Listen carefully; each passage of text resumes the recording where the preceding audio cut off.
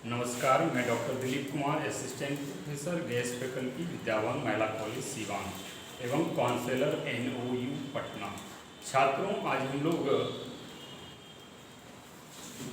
मध्यकालीन भारतीय इतिहास के तहत तुगलक वंश के बारे में पढ़ रहे हैं। तुगलक वंश के बारे में पढ़ रहे हैं और तुगलक वंश के तहत हम लोगों ने पिछले दिन फिरोज शाह तुगलक के बारे में अध्ययन किया था।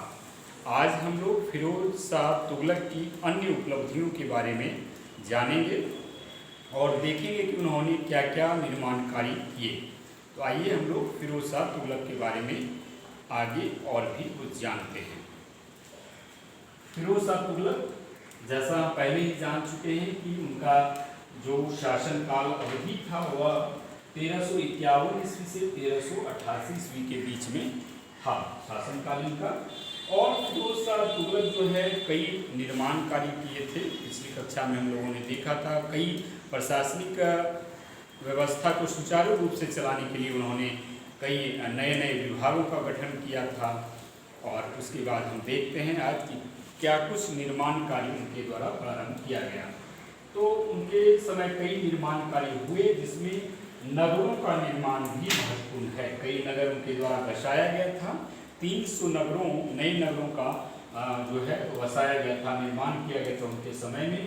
और ये नगर जो थे 300, उनमें प्रमुख जो है वह इस प्रकार से है, जैसे फतेहाबाद, हिसार, फिरोजपुर, जौनपुर, फिरोजाबाद, फिरोजशाह कोटला इत्यादि। तो ये सब जो है महत्वपूर्ण इनके द्वारा बसाए गए शहर थे जो फिरोज शाह तुगलक ने बसाए थे। इनमें जौनपुर देखें तो जौनपुर इन्होंने जौना खां या जूना खां, जो मोहम्मद बिन तुगलक के नाम से जाने गए एक प्रसिद्ध शासक हुए, तो उनकी याद में फिरोज शाह तुगलक के द्वारा बनवाया गया था जौनपुर। और ये इनका चचेरा भाई था। और पुनः हम देखें तो फिरोज शाह कोटला जो है यह दिल्ली में है, तो फिरोज शाह कोटला का मैदान यह दिल्ली में है। वहाँ पर एक फिरोज शाह कोटला किला भी बनाया गया। और किले के बारे में ऐसे कहा जाता है कि यह काफ़ी प्रसिद्ध है और लोग जो है अपनी मनोकामना को पूरा करने के लिए मानते हैं, वहाँ पर जाते हैं, चिट्ठियाँ लिखते हैं। और ऐसा कहा जाता है कि जिन जो है चिट्ठियाँ को पढ़ते हैं और वहाँ पर लोग चिट्ठियाँ लिख कर रख देते हैं और ऐसी मान्यता है कि जिन वहाँ पर जाकर पढ़ते हैं। तो ये फिरोज शाह कोटला है। अब आइए उनके अन्य निर्माण कार्य के बारे में देखते हैं। तो उनका अन्य निर्माण कार्य जो है वह ताश घड़ियाल जलघड़ी है, यानी एक जलघड़ी का भी निर्माण इनके द्वारा करवाया गया था। पुनः इनके समय में हम देखें तो सिंचाई व्यवस्था को, सिंचाई को कृषि की उपज बढ़े और उनको ज़्यादा से ज़्यादा कृषि से आय आए, इसके लिए उन्होंने एक अच्छी सिंचाई व्यवस्था का 5 बड़े नहरों का भी निर्माण इनके द्वारा करवाया गया था। तो आइए हम लोग देखते हैं कि कौन कौन से प्रमुख नहर इनके समय निर्माण करवाए गए थे। तो इनके समय जो प्रमुख नहर थे इस प्रकार से थे। हांसी तथा सिरसा में नहरों का निर्माण करवाया गया था पानी की कमी दूर करने के लिए और सिंचाई की व्यवस्था सुव्यवस्थित करने के लिए। पुनः जो था वह सतलज नदी से दीवारपुर तक एक नहर का निर्माण करवाया गया था। और यह निर्माण जो था वह अपने पिता रजवाह नहर इनका नाम रखते हैं। वो सतलज नदी से दीवारपुर का जो नहर होता है उनका नाम रजवाह रखा जाता है, जो उनके पिता के नाम पर बनाया गया था, पिता के याद में बनाया गया था। पुनः हम देखें तो यमुना नदी से सिरमूर तक एक नदी बनाई गई थी, नहर बनाई गई थी। और यह जो नहर था वह अपने चचेरे भाई के नाम पर बनाया गया था और उनकी याद में बनाया गया था। और यह अनुखंड नहर कहलाता था।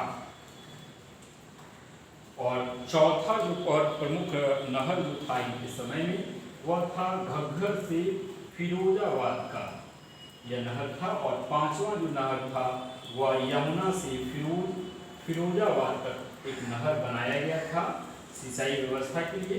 तो इस प्रकार से हम देखें तो फिरोज शाह तुगलक जो है पूरे उत्तरी बिहार में जो है वह नहरों का एक जाल सा बिछा देते हैं ताकि सिंचाई जो है अच्छे तरीके से हो और किसानों को किसान का जो है जो उपज है मारा नहीं जाए, उनका जो फसल है वो सिंचाई के बिना गड़बड़ नहीं हो और अच्छी उपज हो और इसका फ़ायदा उनको भी मिले, कर ज़्यादा से ज़्यादा लगान उनको मिल सके। और इसके लिए उन्होंने एक नया जो है कर लागू किया, यानी कर लगान व्यवस्था जो है लगान वसूली के लिए उन्होंने जो व्यवस्था लाई वह कहलाया हक़ ए सब्र। हक़ ए सब्र जो है वह कहलाता था और 1/10 भाग सिंचाई के लिए ये दिया जाता था और जिसे जो है उसे ही हक़ ए सब्र कहा जाता था।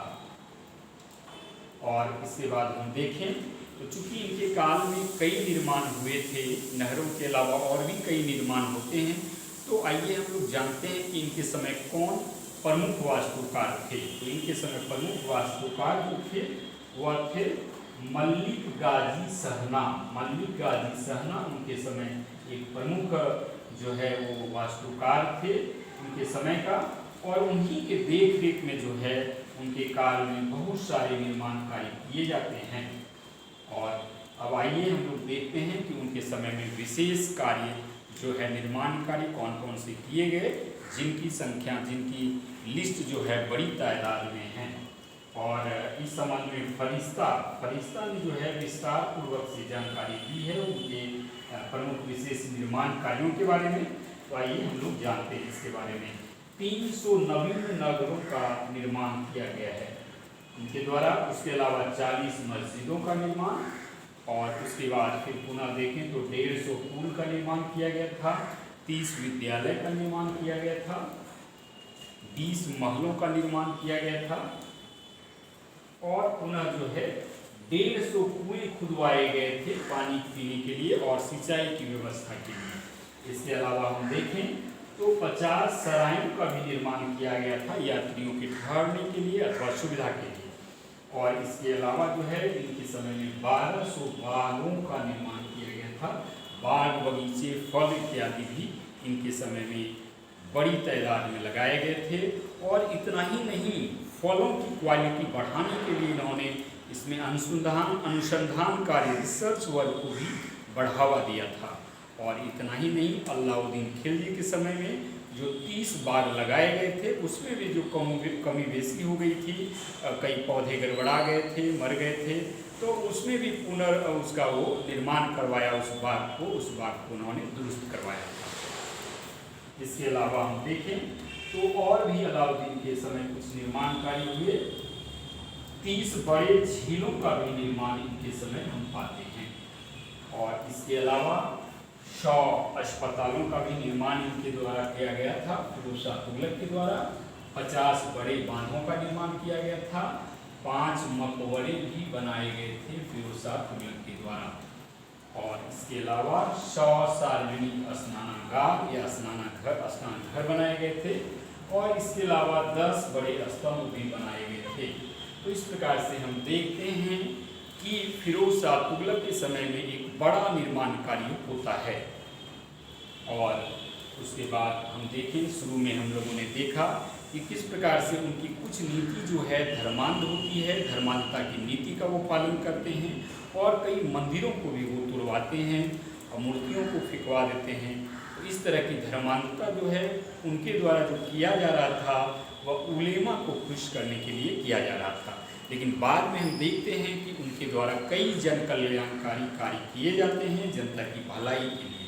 तो ऐसा लगता है कि उनके द्वारा जो है बाद में जो है उनकी स्थिति जो है या उनकी सोच में बदलाव होता है और बड़े सारे निर्माण उनके कार्यों के द्वारा करवाए जाते हैं, ताकि उनका जो गलत कार्यों का जो है या गलत कार्य जो उनके द्वारा धर्मांधता की गई थी उनका प्रायश्चित हो सके।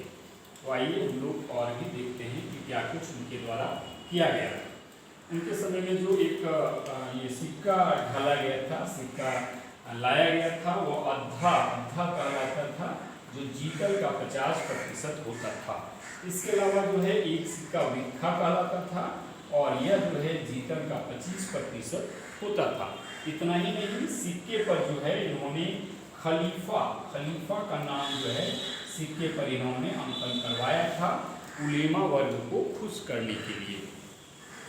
और पुनः हम देखें तो एक निर्माण विभाग एक अनुवाद विभाग की भी स्थापना इनके द्वारा की गई थी। और उस समय के तमाम जो संस्कृत के महत्वपूर्ण ग्रंथ थे उनका फारसी में अनुवाद किया गया, संगीत के पुस्तकों का अनुवाद किया गया। और इसके अलावा जो है आयुर्वेद के भी ग्रंथों का भी फारसी में अनुवाद किया जाता है। और जैसा हमने पिछली कक्षा में पढ़ा था कि ज्वालामुखी मंदिर को भी इनके द्वारा तोड़वाया गया था और वहाँ पर 300 जो थे ग्रंथ थे उनमें से भी कुछ पुस्तकों का जो है उन्होंने फारसी में अनुवाद करवाया था। और इस प्रकार से हम देखते हैं कि इनके समय में जो है कई महत्वपूर्ण ग्रंथों का जो है वह फारसी में अनुवाद किया जाता है।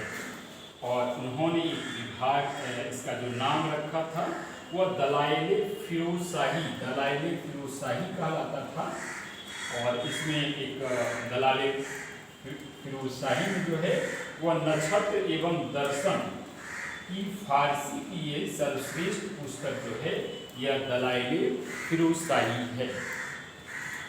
और पुनः इनके समय में जो ये है और भी कई लेखनी हुई थी।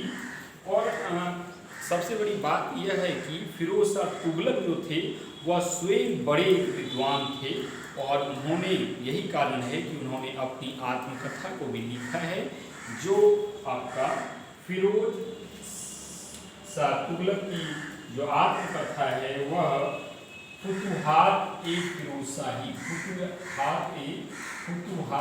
फिरोजशाही के नाम से जो है यह स्वयं अपनी आत्मकथा लिखी थी। और इनके समय में बर्नी एक प्रमुख दरबारी जो था वह बर्नी था। और उनके द्वारा जो दो प्रमुख जो किताब लिखे गए हैं वह थे एक तारीख ए फिरोजशाही और दूसरा जो था फतवा ए जहादारी और तारीख ए फिरोजशाही इनके द्वारा लिखा गया है। तो इस जो पुस्तक है बर्नी की लिखी हुई इससे भी उनके काल का भी हमें विस्तृत रूप से जानकारी मिलती है फिरोज शाह के बारे में। एक और किताब जो संगीत पर उनके समय लिखा गया था उसका नाम था मुंताबुल मुगनिया। यह संगीत पर उनके समय लिखी गई पुस्तक थी।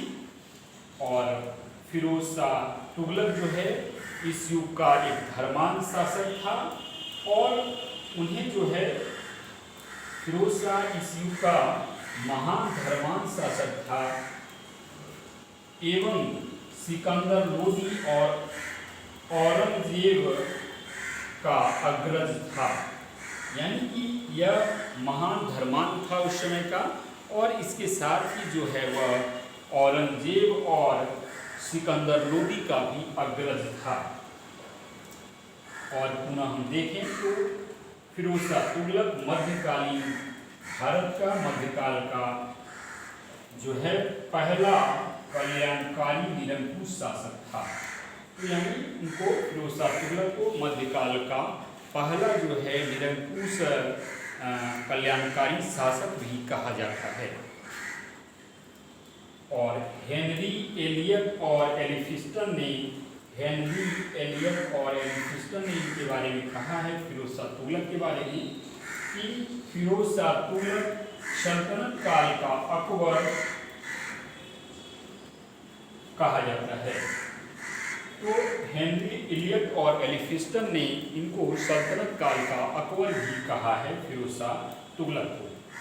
और फिरोज शाह तुगलक के अंतिम जो समय थे उनके शासनकाल में वह जो है राजनीतिक अव्यवस्था का काल था। उनके समय में आर्थिक स्थिति चरमरा गई थी। जैसा कि हमने देखा था कि उन्होंने एक नए विभाग की स्थापना की थी दास विभाग का, दीवाने बंदगान का, और उसमें 1,80,000 जो है 80,000 जो है दास रहते थे। तो इतने बड़े दासों को रखा जाता था। फिर आपने देखा कि कितने बड़े निर्माण कार्य इनके द्वारा प्रारंभ किए गए थे। 5 बड़े नहरों का निर्माण और सैकड़ों अन्य निर्माण भी करवाए गए थे। विद्यालय, अस्पताल कई नगरों का निर्माण जो है, मस्जिदें और तरह तरह के अस्पताल इत्यादि कई निर्माण करवाए गए थे, जिस पर भारी मात्रा में जो है वह राशि खर्च इनके द्वारा की गई थी। और इसके अलावा जो है दीवान खैरात विभाग की भी स्थापना की गई थी, जिसके द्वारा दान किया जाता था गरीबों को, विधवाओं को, शादी विवाह के लिए भी दान किया जाता था। तो इस प्रकार से उनका अंतिम काल में जो है आर्थिक अवस्था जो है उनके समय चरमरा जाती है और उनकी स्थिति बहुत खराब हो जाती है और भ्रष्टाचार भी उनके समय अंतिम दिनों में बढ़ जाता है। और इस प्रकार से देखते हैं तो 1388 ईस्वी में जो है उनका देहांत हो जाता है। फिरोज शाह तुगलक की मृत्यु हो जाती है, वह 1388 ईस्वी में इनकी मृत्यु हो जाती है। पुनः हम संक्षिप्त रूप से देखेंगे।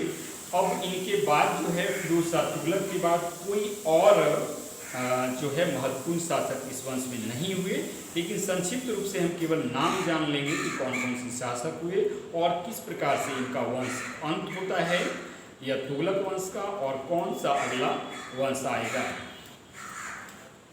इनके बाद फिरोज शाह तुगलक के बाद जो है गयासुद्दीन तुगलक सेकेंड आते हैं और उसके बाद मोहम्मद खां आते हैं और तत्पश्चात जो है जफर खां शासक बनते हैं और उनको पुनः जो है अबू बकर एक दल बनाकर उनको पराजित करके 1389 ईस्वी से 90 ईस्वी तक अबू बकर शासन करते हैं। पुनः जो है उनको पराजित करके और पुनः जो है मोहम्मद खां अथवा मोहम्मद शाह भी इनको कहा जाता था, नासिरुद्दीन मोहम्मद शाह तृतीय के नाम से जो है वो गद्दी पे बैठते हैं और ये नासिरुद्दीन मोहम्मद शाह तृतीय की उपाधि धारण करते हैं, मोहम्मद खां अथवा मोहम्मद शाह, जिनका शासनकाल जो है वह 1390 ईस्वी से 1394 ईस्वी तक था। और तत्पश्चात जो है उनकी मृत्यु हो जाती है और उसके बाद जो दूसरा शासक आते हैं हुमायूं, और हुमायूं के बाद पुनः अलाउद्दीन आता है जो सिकंदर शाह प्रथम के भी अलाउद्दीन सिकंदर मतलब हुमायूं जो है वह जो है अलाउद्दीन सिकंदर शाह प्रथम के नाम से शासन करता है। यह वह हुमायूं नहीं है जो बाबर के बाद आता है, यह पहले का एक दूसरा हुमायूं होता है जो ज़्यादा प्रसिद्ध नहीं है। तो हुमायूं जो है अलाउद्दीन सिकंदर शाह प्रथम के नाम से शासन करता है और इसके बाद बड़ा इनके समय में बहुत ज़्यादा उपद्रव होता है और इनका शासन जो है 1 माह 16 दिन का भी होता है। और पुनः जो है मोहम्मद शाह की जो है मृत्यु हो जाती है और पुनः जो है हुमायूं की मृत्यु के बाद जो है पुनः मोहम्मद शाह जो है या मोहम्मद खां जो नसीरुद्दीन मोहम्मद शाह तृतीय के नाम से शासन करते हैं, वह पुनः गद्दी आते हैं, गद्दी पर बैठते हैं पुनः और 1394 ईस्वी से लेके 1413 ईस्वी तक मोहम्मद शाह का शासनकाल चलता है और उन्हीं के समय में तैमूर का आक्रमण होता है और तैमूर जो है आते हैं और दिल्ली के आसपास के क्षेत्र में भारी लूटपाट मचाई जाती है और मोहम्मद शाह के समय में और ढेर सारा धन दौलत जो है लूटा जाता है उनके समय में। और ऐसा कहा जाता है कि उस समय जो है मोहम्मद शाह का जो शासन था वह दिल्ली से लेके पालम तक ही सीमित हो गया था। इतने छोटे से क्षेत्र में मोहम्मद शाह का शासन जो है दिल्ली से पालम तक सिमट गया था उस समय में और उनका शासन जो है बहुत ज़्यादा कमज़ोर हो गया था मोहम्मद शाह का। और उसके बाद जो है कई क्षेत्रों में जो है विद्रोह शुरू उठ खड़े हुए थे और कई राज्य भी देखेंगे। जौनपुर में सरकी जो है वो जो वंश की स्थापना होती है और भी गुजरात, मालवा, खानदेश इत्यादि जो है वो स्वतंत्र हो जाते हैं इस काल में, हम ऐसा देखते हैं। और पुनः जब वो अंतिम समय में लौटता है जब तैमूरलंग, तो वो खिज्र खां को यहाँ पर छोड़ कर जाता है और यही खिज्र खां के द्वारा जो है आपको एक नए वंश सैयद वंश की स्थापना की जाती है। और जो है उनके द्वारा खिज्र खां के द्वारा 1414 ईस्वी में जो है वह सैयद वंश की स्थापना की जाती है। तो इस प्रकार से हमारा यह फिरोज शाह तुगलक का जो महत्वपूर्ण चैप्टर है तुगलक वंश का, बहुत ही महत्वपूर्ण, इसमें कई सवाल हैं और विभिन्न परीक्षाओं में भी पूछे जाते हैं। यह हमारा समाप्त होता है और इसके बाद जो है हम लोग हिज्र खान के द्वारा स्थापित जो है सैयद वंश के बारे में पढ़ेंगे। और इस प्रकार हम अगली कक्षा में जो है सैयद वंश के बारे में पढ़ेंगे। तो स्टूडेंट्स एंड फ्रेंड्स, आपको ये हमारा वीडियो जो है, हमारा लेक्चर पसंद आ रहा हो तो आप इसे ज़्यादा से ज़्यादा लोगों तक शेयर करें और लाइक करें, सब्सक्राइब करें, ताकि ज़्यादा से ज़्यादा छात्रों को भी इसका फ़ायदा मिले जो बीए कक्षा में पढ़ रहे हों अथवा जो है विभिन्न एग्ज़ाम की भी तैयारी कर रहे हैं, उनके लिए भी बहुत ज़्यादा ये फ़ायदेमंद होगा। धन्यवाद।